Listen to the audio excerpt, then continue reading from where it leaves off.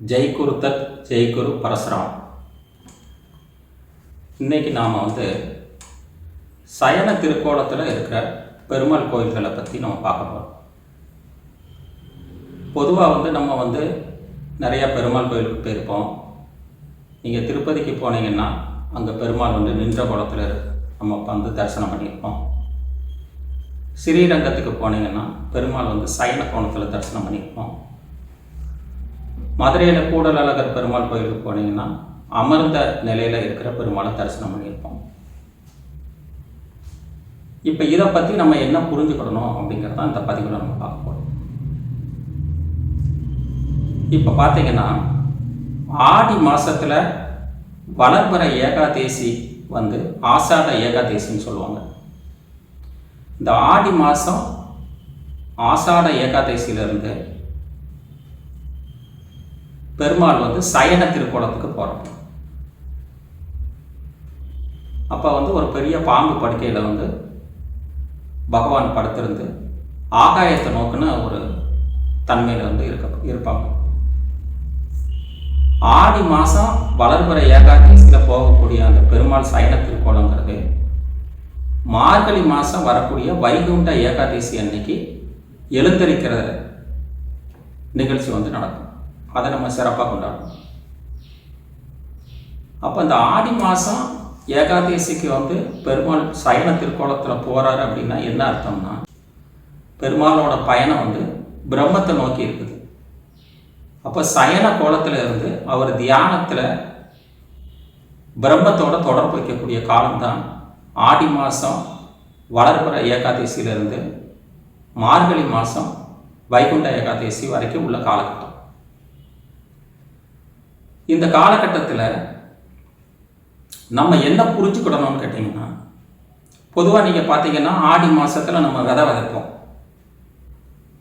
கிட்டத்தட்ட பார்த்தீங்கன்னா தை மாதத்தில் நம்ம இப்போ விதைச்ச விதையினோட அறுவடையை பண்ணி சூரிய பகவானுக்கு பொங்கல் விடக்கூடிய முதல் நாள் நம்ம பொங்கல் விடுறோம்.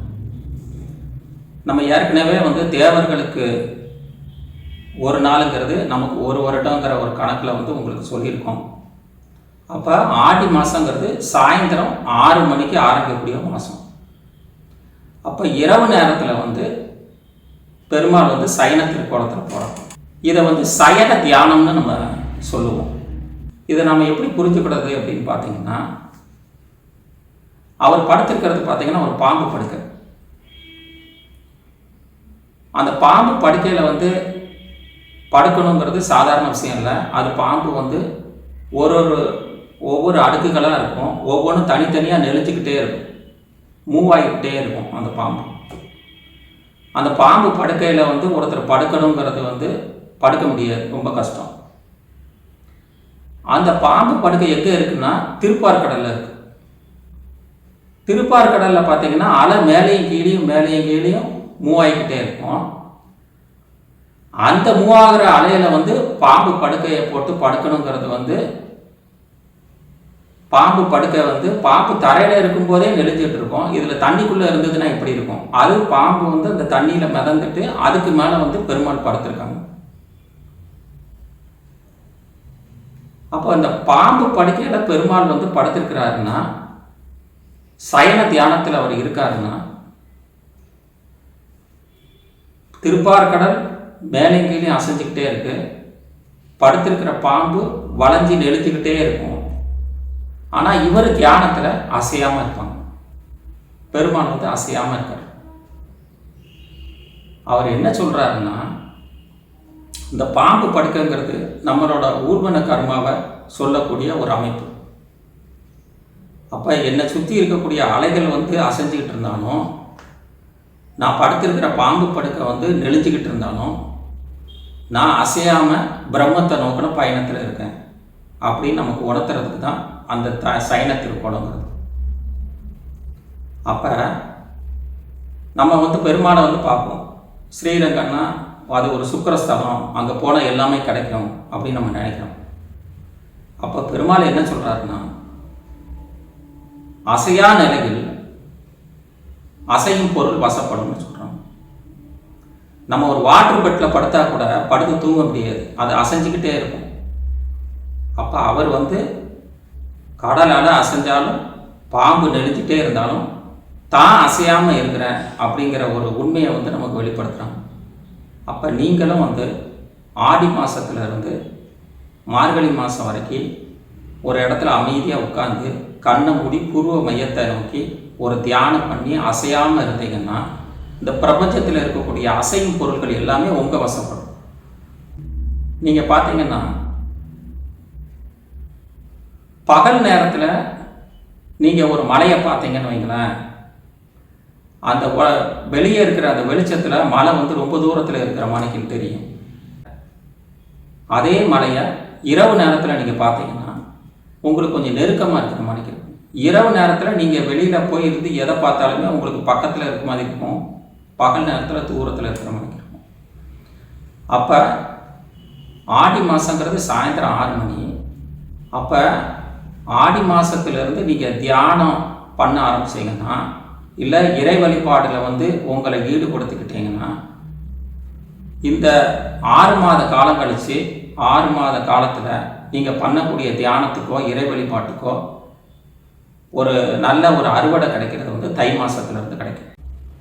அப்போ இரவு நேரத்தில் வந்து தியானம் பண்ணுறதுங்கிறது வந்து உங்களுக்கு ரொம்ப அந்த பிரபஞ்சத்தை வந்து உங்களுக்குள்ளே உள்வாங்கிறதுக்கு வந்து ரொம்ப சௌகரியமாக இருக்கும்.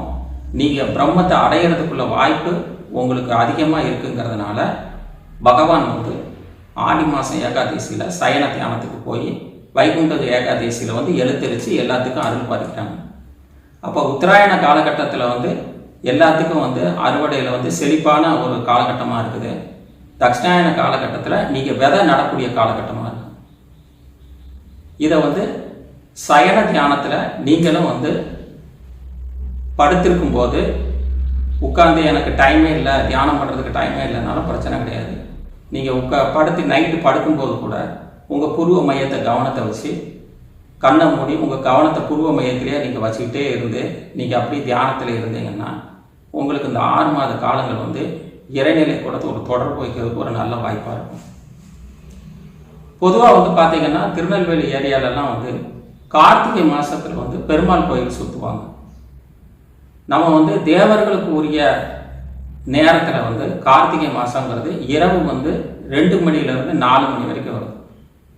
அப்போ அதில் மத்தியில் வரக்கூடிய 3 மணிங்கிறது வந்து பிரம்மத்தோட நேரடியாக தொடர்பு வைக்கக்கூடிய ஒரு காலகட்டம்.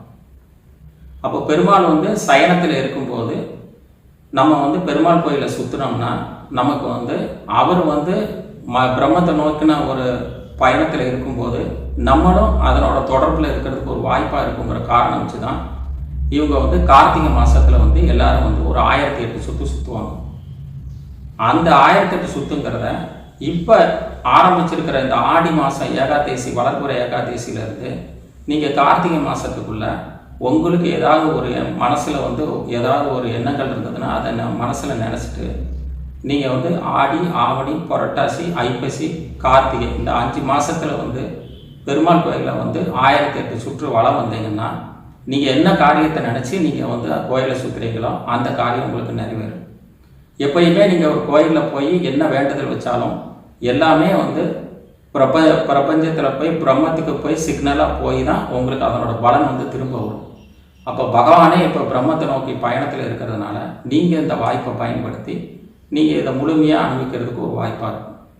அப்போ வந்து நம்ம உட்கார்ந்து தியானம் பண்ணுறோமா இல்லை படுத்துட்டு தியானம் பண்ணுறோமா? இப்போ புத்தர்லாம் நீங்கள் பார்த்தீங்கன்னா சயன கோலத்தில் படுத்திருந்த மாதிரி கண்ணை மூடி இருப்பாங்க. அதாவது சயன தியானத்தில் எல்லாருமே இருக்கிறாங்க. நீங்களும் வந்து இரவு நேரத்தில் கண்ணை மூடி தூங்கும்போது உங்கள் புருவ மத்தியில் கவனத்தை வச்சு தியானம் பண்ணிகிட்டே நீங்களும் தூங்கலாம். இப்போ நமக்கு வந்து நம்மளோட பிறப்போட ஊர்வன கர்மாவில் நமக்கு பலவிதமான பிரச்சனைகள் இருக்கலாம். ஆனால் இதையெல்லாம் நம்ம பொருட்படுத்தாமல் பகவானோட சைன திருக்கோலத்தில் இருக்கிற மணிக்கு நம்மளும் வந்து இந்த 6 மாத காலங்களில் முழுமையாக நம்ம தியானத்தில் ஈடுபட்டு இடை வழிபாடுகளில் ஈடுபட்டு நம்ம வந்து நம்ம ஒரு விதையை நட்டோம்னா அதனோட விளைச்சல் வந்து நமக்கு வந்து வைகுண்ட ஏகாதசிக்கு அப்புறம் கிடைக்குங்கிறது தான் இதனோட ஐதீகம். இதை நம்ம முழுமையாக புரிஞ்சு இந்த வழியை நம்ம பின்பற்றணும் அப்படிங்கிறது தான் இதில் நீங்கள் புரிஞ்சுக்கிட வேண்டிய முக்கியமான விஷயம். ஜெய் குரு தத், ஜெய் குரு பரசுராம்.